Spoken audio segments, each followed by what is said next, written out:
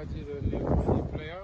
I'm here training now this day with the big legend, the big keeper, Hadari. I know him since I was too young. I was watching him a lot in the African Cup. I loved him. I even said in one interview in Egypt like 2 weeks ago on one time when they was asking me some question, I always like saying I like when he said the penalties and we would like to celebrate, post them, something like this. Today he's here helping me. This is really kind of him, and I think he's also very humble. I appreciate it a lot.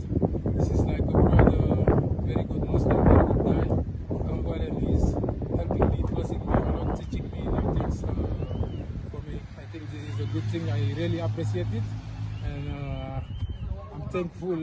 This man, I think, is very humble. He played with DJ Drogba, Samuel Eto'o, a lot of guys like El Hadji Diouf in Senegal. Everyone knows him, and today he's here.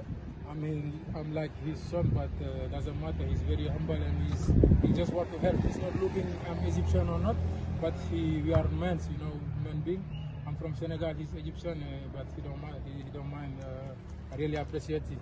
Very nice to meet him, and I love the great job what he is doing with me. Thank you very much. Thank you.